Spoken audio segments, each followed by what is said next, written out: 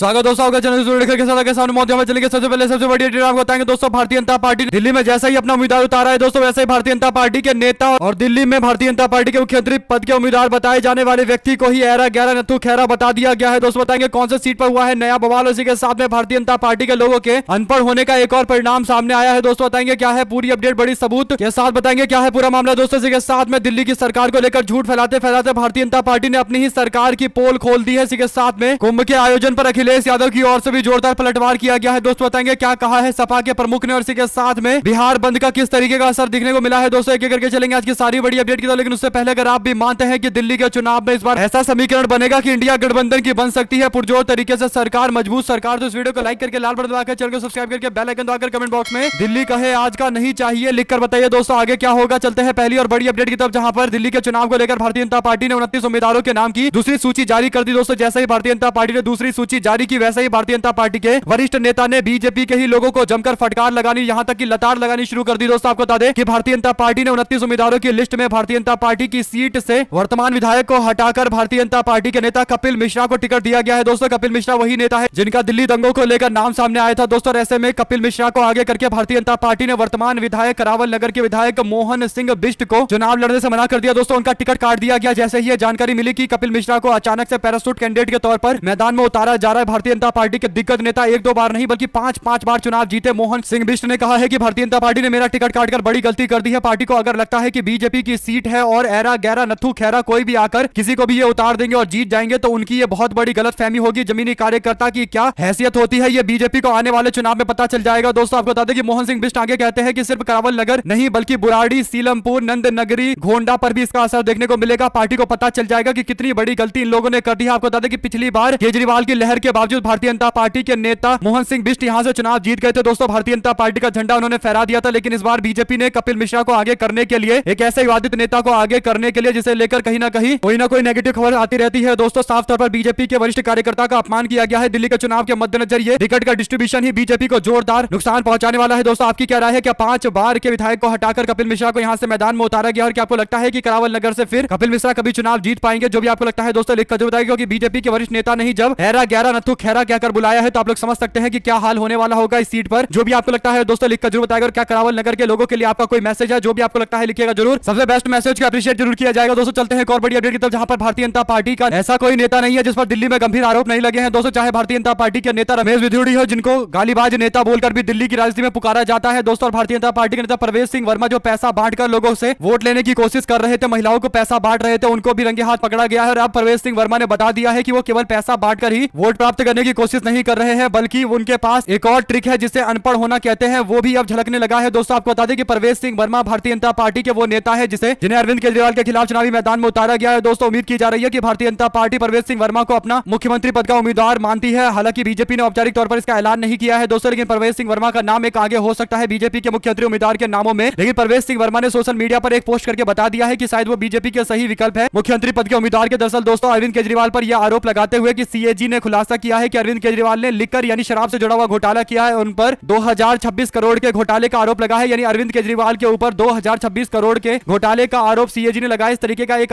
दावा किया गया है। हालांकि सीएजी की रिपोर्ट आज तक किसी और को नहीं मिली है। दोस्तों इसके बाद बीजेपी के नेता के पोस्ट को अगर आप गौर से देखेंगे तो आपको समझ में आ जाएगा कि 2026 करोड़ लिख भी नहीं पाते हैं। बीजेपी के नेता अरविंद केजरीवाल की तस्वीर बनाकर उनके हाथ में नोट की गड्डी दिखाई जा रही है। दोस्तों प्रवेश सिंह वर्मा की ओर से जो पोस्ट किया गया इसमें 2026 और इसके बाद 6 बार 0 लगाया गया है। यानी दोस्तों अगर आप इसको काउंट करेंगे तो ये 2026 करोड़ नहीं है बल्कि 202 करोड़ 60 लाख है। यानी भारतीय जनता पार्टी के नेता को पता भी नहीं है कि 2026 करोड़ कैसे लिखा जाएगा। 2026 करोड़ लिखने के लिए कितने जीरो लगाने पड़ेंगे दोस्तों। और यही बड़ा कारण है कि आप कह सकते हैं कि भारतीय जनता पार्टी के लिए एक अच्छे उम्मीदवार हो सकते हैं मुख्यमंत्री पद के। बीजेपी को घोषित भी कर देना चाहिए। अब नई दिल्ली की जनता के पास 2 विकल्प है। एक तरफ है अरविंद केजरीवाल जो IITN है और IRS यानी इंडियन रेवेन्यू ऑफिसर भी रह चुके हैं और 2 बार अपना कार्यकाल मुख्यमंत्री के तौर पर भी पूरा कर चुके हैं, या फिर भारतीय जनता पार्टी के नेता प्रवेश सिंह वर्मा जो 2026 करोड़ कैसे लिखा जाता है ये भी नहीं जानते हैं। कुल मिलाकर दोस्तों आपकी क्या राय है इस पूरे मामले पर लिखकर जरूर बताएगा। और आप लोग जरा 2026 करोड़ लिखकर बताइए दोस्तों, ताकि भाजपाइयों को समझ में आ जाए कि मैथमेटिक्स में 2026 करोड़ कैसे लिखा जाता है, कितने जीरो लगते हैं, क्या 6 जीरो लगते हैं या 7 जीरो लगते हैं 2026 से पीछे। साथ साथ दिल्ली के अंदर फेक न्यूज फैलाते हुए बीजेपी के लोग फिर से पकड़े गए हैं। दोस्तों भाजपाइयों को लगता है कि दिल्ली में वो जो चाहेंगे वो झूठ परोस देंगे और जनता झूठ स्वीकार कर लेगी। लेकिन अब एक और बड़ी अपडेट आई है जिसमें भारतीय जनता पार्टी ने अपनी ही सरकार नायब सिंह सैनी सरकार की पोल खोल दी है। दोस्तों हरियाणा में भारतीय जनता पार्टी 10 साल से सरकार चला रही है और अब बीजेपी को 5 साल का और मैंडेट मैंडेट मिल चुका है। भारतीय जनता पार्टी ने हरियाणा के फरीदाबाद की खराब सड़कों की तस्वीरें दिल्ली की सड़कें बताकर चिपकानी शुरू कर दी। सोशल मीडिया पर जब बीजेपी की ओर से इन तस्वीरों को पोस्ट करते हुए, जल भराव को पोस्ट करते हुए कहा गया कि दिल्ली की हालत अरविंद केजरीवाल ने इतनी बुरी कर दी है, तो लोगों ने डिटेल में जानकारी निकालनी शुरू कर दी। पता लगाया कि आखिर ये तस्वीर कहां से ली गई है, तो पता चला कि ये तो तस्वीरें हरियाणा के फरीदाबाद और गुड़गांव की उठाकर दिल्ली के नाम पर चिपकाई जा रही है और दिल्ली का कुशासन बताया जा रहा है दोस्तों, जो कि भाजपाई एक बार फिर से एक्सपोज हो गए हैं कि कुशासन का पता नहीं, लेकिन भारतीय जनता पार्टी के लोगों में, खासकर आईटी डिपार्टमेंट के लोगों में झूठ फैलाने वाले लोग बहुत बैठे हैं। ये तो बातें खुलकर सामने आ गई है दोस्तों। आपकी क्या राय है लिखकर जरूर बताएगा दोस्तों, सब जरूर लिखेगा। इसी के साथ में देश के लोग इंतजार करते हैं कि नरेंद्र मोदी कब एक निष्पक्ष इंटरव्यू देंगे और कब एक ओपन प्रेस कॉन्फ्रेंस करेंगे। शायद ओपन प्रेस कॉन्फ्रेंस करने की हिम्मत तो प्रधानमंत्री मोदी कभी नहीं जुटा पाएंगे, तो उन्होंने एक पॉडकास्ट करने का फैसला लिया दोस्तों। प्रधानमंत्री मोदी एक ऐसे व्यक्ति को लेकर आए जो एंटरप्रेन्योरशिप से जुड़ा हुआ है, यानी जो अपनी खुद की कंपनी चलाता है, उससे बिजनेस के बारे में बातचीत के दौरान पॉडकास्ट का भी काम पूरा हो जाएगा। मोदी जी अपनी ब्रांडिंग भी कर लेंगे और उनसे कोई टफ सवाल भी नहीं पूछा जाएगा, और यही कारण था कि पॉडकास्ट का आयोजन किया गया दोस्तों। 2 घंटे 6 मिनट और 11 सेकंड का ये पॉडकास्ट चला। इसमें आपको एक बार भी प्रधानमंत्री मोदी के मुंह से अनएम्प्लॉयमेंट, बेरोजगारी और बढ़ते टैक्स, चाइना के द्वारा भारत की सीमाओं में अतिक्रमण और जीएसटी के गिरते रिकॉर्ड के साथ साथ करप्शन और लो क्वालिटी इंफ्रास्ट्रक्चर या फिर नेबरहुड की फॉरेन पॉलिसी का फेल होने पर कोई चर्चा नहीं की गई दोस्तों। ये देश के मुख्य मुद्दे हैं, लेकिन प्रधानमंत्री आकर 2.5 घंटे बातचीत कर जाते हैं और बातचीत के दौरान एक बार भी इन शब्दों का इस्तेमाल नहीं होता। देश के लोग बेरोजगारी, महंगाई से तड़प रहे हैं, लेकिन इसके बावजूद मोदी 2.5 घंटे की बातचीत में केवल अपनी ब्रांडिंग करके चले जाते हैं, अपनी ही कहानी सुनाते चले जाते हैं कि मैंने ये किया, मैंने वो किया, मैं ऐसे रहता था, मैं ऐसे रहता था, मैंने गरीबी देखी है। वही पुराना एक तरफा कहानी चलती नजर आई है दोस्तों। आपकी क्या राय है? ये जो पॉडकास्ट प्रधानमंत्री मोदी ने किया है 2 घंटे 6 मिनट 11 सेकंड का, क्या आपको 1 मिनट का भी इसमें जरूरी लगा है? जो भी आपको लगता है दोस्तों लिखकर जरूर बताएगा। चलते हैं एक और बिग ब्रेकिंग न्यूज अपडेट की तरफ, जहां पर हरियाणा और महाराष्ट्र की चुनावी हार के बाद कांग्रेस पार्टी के सामने दिल्ली में अच्छा प्रदर्शन करने का अतिरिक्त दबाव बनाया गया है दोस्तों। आपको बता दें कि दिल्ली विधानसभा चुनाव के दौरान कांग्रेस पार्टी दोहरी चुनौती का सामना कर रही है। भारतीय जनता पार्टी आम आदमी पार्टी से मुकाबला कर रही कांग्रेस पार्टी इस बार राहुल गांधी के नेतृत्व में फिर से मैदान में उतरने जा रही है। राहुल गांधी आज से दिल्ली में प्रचार शुरू करेंगे, तो क्या कांग्रेस पार्टी 8 से 10 सीटें जीतने की स्थिति में? अगर ऐसा होता है तो मुकाबला त्रिकोणीय होगा। इससे चुनाव में आम आदमी पार्टी और कांग्रेस पार्टी दोनों के लिए मुश्किलें खड़ी हो सकती है दोस्तों। हालांकि कांग्रेस पार्टी ने इस बार चुनाव अच्छे से लड़ने का फैसला लिया है, तो जरूरी है कि आम आदमी पार्टी को पहल करनी चाहिए और जैसे तैसे कांग्रेस पार्टी के साथ गठबंधन करनी चाहिए। साथ साथ दोस्तों आम आदमी पार्टी के राष्ट्रीय संयोजक अरविंद केजरीवाल ने दावा किया है कि आगामी विधानसभा चुनाव में अगर भारतीय जनता पार्टी सत्ता में आई तो दिल्ली के अंदर जितने भी झुग्गी झोपड़ियां बस्तियां हैं उन सबको ध्वस्त कर देंगे ये लोग। केजरीवाल ने बीजेपी पर निशाना साधते हुए कहा कि पहले आपके वोट चाहते हैं और चुनाव के बाद आपकी जमीन लेंगे, पहले वोट फिर जमीन छीनेंगे, यही इनका एकमात्र सिंगल पॉइंट एजेंडा है। वहीं पर पूर्व मुख्यमंत्री अरविंद केजरीवाल ने रविवार को सकूर बस्ती चुनावी क्षेत्र के अंदर सभा को संबोधित करते हुए कहा कि भाजपाई इस बार झुग्गी वासियों के कल्याण की बातें कर रहे हैं, लेकिन असली जो इनका लक्ष्य है, जो इनकी मानसिकता में है, वो है भूमि अधिग्रहण। दिल्ली की जमीन काफी महंगी है और ये बड़ा कारण है कि झुग्गी वासियों के साथ बीजेपी के लोग घुल मिलने की कोशिश कर रहे हैं ताकि उनके वोट मिल जाए। अगर सरकार बन गई तो फिर झुग्गी वासियों की जमीन भी छीन ली जाएगी। साथ साथ दोस्तों वे पहले आपके वोट चाहते हैं फिर आपकी जमीन चाहते हैं। अरविंद केजरीवाल के इस बयान का अगर आप समर्थन करते हैं तो अपनी राय जरूर लिखकर बताएगा दोस्तों। चलते हैं एक और बिग न्यूज अपडेट की तरफ, जहां पर सपा के अध्यक्ष अखिलेश यादव का बड़ा बयान आया है दोस्तों। अखिलेश यादव ने कुंभ मेले को लेकर भाजपाइयों के सवालों पर दिया है करारा जवाब। उन्होंने कहा कि कुंभ लोग 2 महत्वपूर्ण कारणों से जाते हैं। पहला ये कि कुछ लोग गंगा स्नान करके पुण्य हासिल करना चाहते हैं, कुछ दान दक्षिणा देना चाहते हैं, और कुछ लोग ऐसे होते हैं जो पाप करते हैं और अपने पाप को धोने के लिए कुंभ जाते हैं। हम लोग पुण्य कमाने के लिए समाजवादी पार्टी के लोग जाएंगे और दान करेंगे जाकर कुंभ में, लेकिन दूसरे लोग पाप धोने के लिए जाएंगे। यही दोनों में अंतर है दोस्तों। कुल मिलाकर भाजपाइयों के इनडायरेक्ट तरीके से अखिलेश यादव ने ऐसा सुनाया है कि बीजेपी के लोग अब केवल सुन ही सकते हैं और उनके बयान में प्रतिक्रिया देंगे तब भी ज्यादा फर्क पड़ेगा नहीं। कुल मिलाकर अखिलेश यादव जब भी बोलते हैं सटीक बोलते हैं और ऐसा बोलते हैं कि बीजेपी के लोगों को अंदर तक बात चुभती होगी दोस्तों। आपकी क्या राय है लिखकर जरूर बताएगा। अगर आप भी मानते हैं कि अखिलेश यादव एक ऐसे नेता है जो ज्यादा चिल्लाए बिना किसी शोर शराबे के थोड़े आराम से हल्के से शब्द में ही ऐसी बात बोल जाते हैं कि जिसकी टीस दूर तक पहुंचती है उन लोगों को जो लोग अखिलेश यादव का विरोध करते आ रहे हैं, इंडिया गठबंधन का विरोध करते आ रहे हैं। साथ साथ कांग्रेस पार्टी के नेता संदीप दीक्षित ने आम आदमी पार्टी के लिए एक बड़ा मैसेज भेजा है दोस्तों। उन्होंने कहा कि अरविंद केजरीवाल ने दिल्ली के बाहर कई राज्यों में जाकर कांग्रेस पार्टी को नुकसान पहुंचाया और तब उनको किसी की चिंता नहीं हुई, लेकिन अब आम आदमी पार्टी के लोग उम्मीद करते हैं कि कांग्रेस पार्टी दिल्ली का चुनाव ना लड़े, रहम की भीख मांग रहे हैं, लेकिन ऐसा हो नहीं सकता। कुल मिलाकर दोस्तों आम आदमी पार्टी और कांग्रेस को मिलकर अलायंस में चुनाव लड़ना चाहिए, ये सब लोग बोल रहे हैं। अगर अलायंस नहीं बनेगा तो अपने ईगो के कारण फायदा उन लोगों को हो जाएगा जिनको 25 साल से दिल्ली की जनता ने सत्ता से बाहर रखा हुआ है। साथ साथ कन्हैया कुमार ने स्वामी विवेकानंद को याद किया है दोस्तों। बीते दिन 12 तारीख को स्वामी विवेकानंद की जयंती के दौरान कन्हैया कुमार ने एक बयान जारी किया है दोस्तों। उन्होंने कहा है कि स्वामी विवेकानंद कहते थे कि राष्ट्र झोपड़ियों में बसता है। सोचा ये बात उनकी जयंती के मौके पर चोर के महल के चौकीदारी करने वाले और इसे राष्ट्र की सेवा साबित करने वालों को याद दिला दूं, चोर दोस्त की सेवा देश सेवा नहीं होती। यानी आप लोग जानते हैं कि किस और इशारा कर रहे हैं कन्हैया कुमार दोस्तों। अगर आप भी मानते हैं कि स्वामी विवेकानंद भारत की विरासत की प्रतीक है दोस्तों, और उन्होंने जो कहा है कि राष्ट्र हमारा देश हमारा झोपड़ियों में बसता है, एकदम सही कहा है, 100% सही कहा है। तो कमेंट बॉक्स में अपनी राय जरूर लिखकर बताएगा और इस शब्द पर आपकी क्या राय है दोस्तों, आप लोग भी लिखकर जरूर बताएगा। चलते हैं एक और बिग न्यूज अपडेट की तरफ, जहां पर हिरासत में पप्पू यादव लिए गए बिहार बंद के दौरान पटना की सड़कों पर जोरदार हंगामा हुआ। बिहार के पूर्णिया के निर्दलीय सांसद पप्पू यादव लगातार बीपीएससी के छात्रों की लड़ाई मजबूती से लड़ रहे हैं। दोस्तों, उनके समर्थन में पप्पू यादव ने बिहार बंद का ऐलान किया था। उनके समर्थक छात्रों के साथ मिलकर बिहार में जगह जगह विरोध करते नजर आए। पप्पू यादव को हिरासत में ले लिया गया। कई जगह से आगजनी की तस्वीर सामने आई है। दोस्तों, अशोक राजपथ पर उनके समर्थकों ने छात्रों के साथ मिलकर टायर जलाया। पप्पू यादव बीपीएससी के अभ्यर्थियों के समर्थन में परीक्षा को रद्द करने और उसे फिर कराने की मांग कर रहे हैं। पप्पू यादव समेत कई छात्रों और उनके समर्थकों को हिरासत में लिया गया है। दोस्तों, बिहार बंद के आह्वान के बाद उम्मीद की जा रही है कि बीपीएससी के छात्रों की बात सुनी जाएगी। कुल मिलाकर पप्पू यादव ऐसे नेता हैं जो किसी लक्ष्य को साध लेते हैं तो फिर उसे संपूर्ण करके ही मानते हैं। दोस्तों, पप्पू यादव ने कहा है कि जब तक लक्ष्य पूरा नहीं होगा लगातार डटे रहेंगे। स्वामी विवेकानंद की बात उन्होंने भी याद करी है और कहा है कि अपने लक्ष्य के प्रति हम पूरी तरीके से अटल है। जब तक लक्ष्य प्राप्त नहीं हो जाएगा लगातार संघर्ष जारी रहेगा। साथ साथ दिल्ली में भाजपा वालों का सबसे बड़ा अभी उद्देश्य यह है कि जैसे तैसे झुग्गी वासियों के वोट लिए जाए। दोस्तों, लेकिन झुग्गी वासियों के वोट से ही तय होगा कि दिल्ली की राजनीति किस और मुड़ने वाली है। यही बड़ा कारण है कि भाजपा के लोग बार बार झुग्गी वासियों पर डोरा डालने की कोशिश कर रहे हैं। अमित शाह, मोदी सबके सब झुग्गी वासियों को लेकर सभाएं कर रहे हैं। दोस्तों, ऐसे में अब मनीष सिसोदिया ने झुग्गी वासियों को एक संकेत भेजा है। उन्होंने कहा है कि ये बुलडोजर पार्टी है भाजपा पार्टी। अगर भाजपा को वोट दे दिया तो झुग्गी वासियों याद रखना ये 1 साल के अंदर आपकी सारी झुग्गियां तोड़ देंगे। मनीष सिसोदिया के इस बयान पर आपकी क्या राय है? दोस्तों, लिखकर जरूर बताएगा, क्योंकि ऐसा तय है कि अब चुनाव झुग्गी वासियों के बीच में ही होने वाली, यानी झुग्गी वासी जिसके साथ जाएंगे उसी की दिल्ली में सरकार बनेगी। इसमें कोई दो राय नहीं है। साथ साथ बीजेपी प्रत्याशियों की लिस्ट सामने आ गई है। इससे पता चल चुका है कि भारतीय जनता पार्टी प्रवासियों से कितना नफरत करती है। दोस्तों, भारतीय जनता पार्टी ने लगभग 29 उम्मीदवारों के नाम का ऐलान किया है। दोस्तों, लेकिन एक भी इसमें आपको पूर्वांचली बिहार या यूपी का नजर नहीं आएगा। बीजेपी ने अपने लिस्ट में पूर्वांचली भाइयों का सफाया कर दिया है। पूर्वांचली दिल्ली से बीजेपी का सफाया करेंगे। आम आदमी पार्टी ने भी इस पूरे मामले पर मोर्चा संभालते हुए बीजेपी के खिलाफ निशाना साधा है। दोस्तों, भारतीय जनता पार्टी पूर्वांचली समाज के वोटों की बातें जरूर करती है, लेकिन उनको टिकट देने से कतरा रही है। साथ साथ एक और किसान और सरकार की ना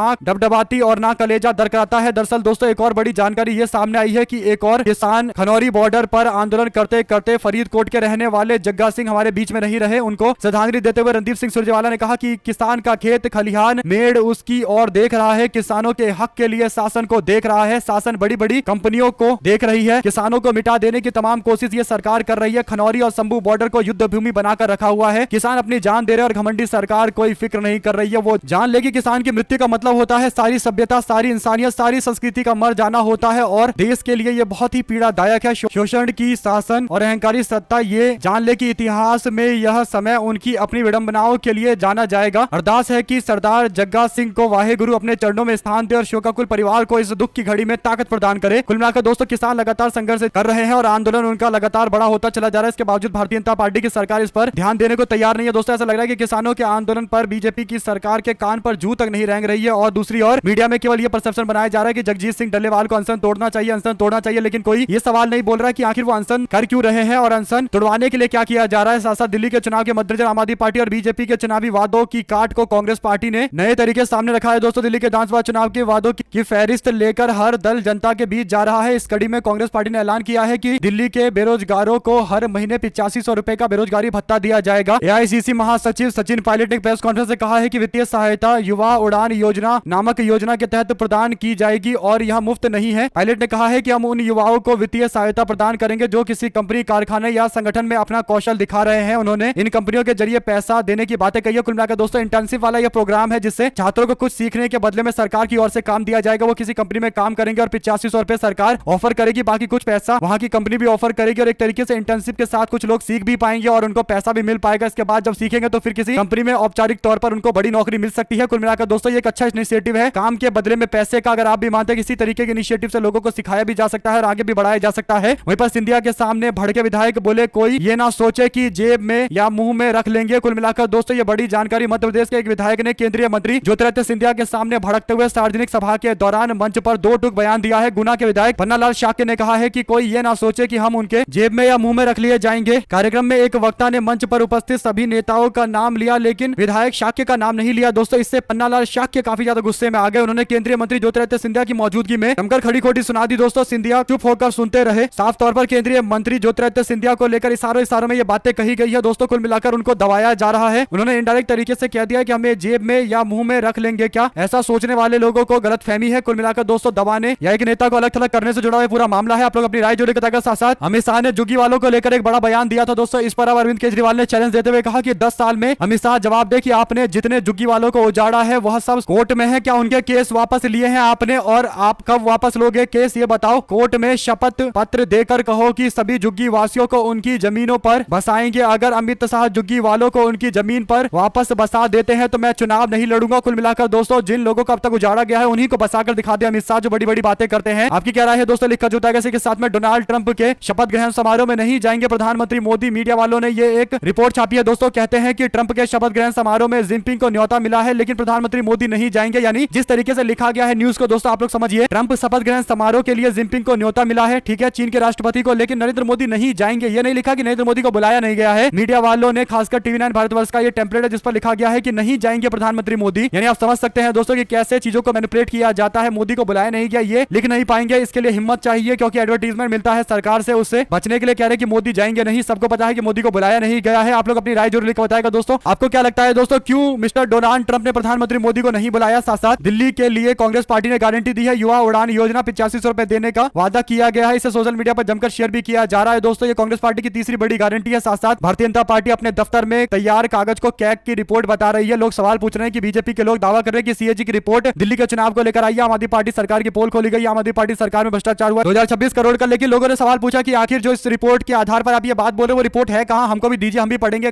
आखिर रिपोर्ट में लिखा क्या है। कुल मिलाकर दोस्तों सीएजी की ना वेबसाइट पर वो रिपोर्ट है ना उन्होंने पीआईबी के थ्रू कोई रिपोर्ट दी है। तो सवाल यह है कि आखिर आया कैसे भारतीय जनता पार्टी के लोगों के पास ये रिपोर्ट। क्या सीएजी की रिपोर्ट बीजेपी ने लीक करवाई है दोस्तों? क्या ऑफिस के सीक्रेसी एक्ट का विरोध किया है भारतीय जनता पार्टी ने, उसके खिलाफ काम किया है तो भाजपाइयों के खिलाफ कार्रवाई होनी चाहिए। वरना सीएजी की रिपोर्ट क्या है ये बताने की जगह भाजपा वालों को बताना चाहिए कि वो रिपोर्ट है कहां। सब लोग ढूंढ रहे हैं कि कहां भ्रष्टाचार के बारे में लिखा हुआ है। कुल मिलाकर दोस्तों हवा में तीर चलाया जा रहा है और मीडिया वाले भी हवा में बीजेपी के साथ मिलकर आंख बंद में पट्टी बांधकर तीर चला रहे हैं। ऐसा लग रहा है कि अंधभक्ति के बाद एक नया और ट्रेंड चल रहा है अंध मीडिया का। साथ साथ दिल्ली के कैग की रिपोर्ट पर घमासान के बीच आम आदमी पार्टी ने बीजेपी पर पलटवार करते हुए कहा कि भाजपा के दफ्तर में यह कैग की रिपोर्ट तैयार हुई है जिसके आधार पर ये लोग दावा कर रहे हैं। कैग रिपोर्ट मुख्यमंत्री, उप मुख्यमंत्री और विधानसभा के अध्यक्ष की नजर से नहीं गुजरी तो इनको कैसे मिल गई। आम आदमी पार्टी के नेता ने बीजेपी के मुख्यमंत्री का चेहरा और एजेंडा क्लियर करने के लिए बोला है दोस्तों। बीजेपी को द्वारका एक्सप्रेसवे और आयुष्मान भारत योजना में कैग के उजागर किए गए निष्कर्षों पर बहस करने की चुनौती दी गई है। कक्कड़ ने कहा है कि गुजरात में और महाराष्ट्र के अंदर 4.5 लाख करोड़ और मध्य प्रदेश में 7.5 लाख करोड़ के घाटे राज्य सरकार को हुए हैं। अरविंद केजरीवाल ने मुफ्त बिजली, पानी, महिलाओं को बस यात्रा, बुजुर्गों को तीर्थ यात्रा, शिक्षा और स्वास्थ्य पर करोड़ों रुपए खर्च करके दिल्ली की जनता के पैसे बचाए हैं, भ्रष्टाचार होने से भी रोका है। साथ साथ ईमानदारी है तो अपने पैसे से लड़े चुनाव। सीएम आतिशी के क्राउड फंडिंग को लेकर अलका लांबा ने यह बयान दिया है दोस्तों। सीएम आतिशी ने कालकाजी विधानसभा चुनाव लड़ने के लिए जनता से पैसे की अपील की है। उन्होंने क्राउड फंडिंग कैंपेन चलाया है। इस पर कांग्रेस पार्टी प्रत्याशी अलका लांबा ने तीखी आलोचना की है दोस्तों। अलका लांबा ने कहा है कि आतिशी अपने पैसे से चुनाव लड़े, अगर वो वाकई ईमानदार है तो। अलका लांबा ने कहा है कि हमने और जनता ने देखा है कि आम आदमी पार्टी ने कैसे शराब का घोटाला किया है। आप लोग की क्या राय है दोस्तों पूरे मामले पर, पूरी प्रक्रिया पर क्या लिखकर जरूर बताएगा। साथ साथ तमिलनाडु के राजभवन में विधानसभा के हालिया सत्र को संबोधन न करने पर राज्यपाल आर.एन. रवि के फैसले पर मुख्यमंत्री एम.के. स्टालिन ने बचकाना हरकत बताई है दोस्तों और इसकी जमकर आलोचना की गई है। रविवार को उन्होंने कहा कि इस तरीके का अहंकार ठीक नहीं है, एरोगेंस ठीक नहीं है। राजभवन ने सोशल मीडिया पर पोस्ट करते हुए कहा कि लोग देश और संविधान का कोई भी निर्लज्जतापूर्ण अपमान बर्दाश्त नहीं करेंगे। राजभवन ने एक्स पर कहा कि एम.के. स्टालिन ने कहा है कि राष्ट्रगान के प्रति उचित सम्मान और संविधान के निहित मौलिक कर्तव्यों का पालन करने पर जोर दिया जाना बेतुका और बचकाना है। पोस्ट में कहा गया है कि अपने असली इरादे दिखाने के लिए उन्हें धन्यवाद। उन्होंने दिखा दिया है कि वह उस विचारधारा को मानते हैं और गठबंधन के नाते हैं जो भारत का एक राष्ट्र के तौर पर सम्मान नहीं करता और संविधान को स्वीकार नहीं करता। ऐसी अहंकार ठीक नहीं है। कुल मिलाकर दोस्तों राज्यपाल और सरकार के बीच आपस में ठनी हुई है। कुल मिलाकर जिस तरीके से राज्यपाल का बिहेवियर है, ऐसा लगता है कि राज्यपाल महोदय सरकार सही से चले इस पर काम करने की जगह ऐसा लग रहा है कि अपनी विचारधारा सही से चले इस पर ज्यादा काम कर रहे हैं, जबकि उनको निष्पक्ष होना चाहिए था। साथ साथ दोस्तों दिल्ली विधानसभा चुनाव में टिकट कटते ही करावल नगर के विधायक ने जो बगावत किया है और जो बयान दिया है, एरा 11 नत्थु खेरा बताया है, उसके बाद कह सकते हैं कि दिल्ली के चुनाव में एक के बाद एक कई सीटों पर ऐसे बवाल देखने को मिलेंगे। उम्मीद की जा रही है कि ये बवाल आने वाले दिनों में और ज्यादा बढ़ेगा। साथ साथ अरविंद केजरीवाल जी की बीजेपी के सीएम उम्मीदवार रमेश बिधूड़ी को खुली चुनौती। उन्होंने कहा कि भारतीय जनता पार्टी रमेश बिधूड़ी को अपना सीएम का उम्मीदवार घोषित करे तब वो सारे देश की मीडिया और जनता के सामने रमेश बिधूड़ी से बहस करने को तैयार है। क्या भारतीय जनता पार्टी इस चुनौती को स्वीकार करेगी दोस्तों? क्या बीजेपी ऐसे व्यक्ति को अपना मुख्यमंत्री पद का उम्मीदवार बनाएगी जो गाली गलोच में लिप्त पाए गए हैं और कई सारे बड़े मामले में किसी न किसी नेगेटिव मामले में पकड़े जाते हैं दोस्तों? चाहे संसद के अंदर गाली गलोच करने वाला मामला हो, किसी मुस्लिम समुदाय के व्यक्ति को लेकर अभद्र भाषा का इस्तेमाल करने का मामला हो, जो भी जानकारी इससे जुड़ी आगे आती रहेगी। आप लगातार पल पल की अपडेट पहुंचाते रहेंगे, हमारे साथ लगातार जुड़े रहेंगे। आप सभी दोस्तों, भाइयों, बहनों, मित्रों का बहुत बहुत धन्यवाद दोस्तों। आप लोग देख रहे थे आपका अपना चैनल जय हिंद जय भारत। ज्यादा से ज्यादा वीडियो को शेयर कीजिएगा। बहुत बहुत धन्यवाद।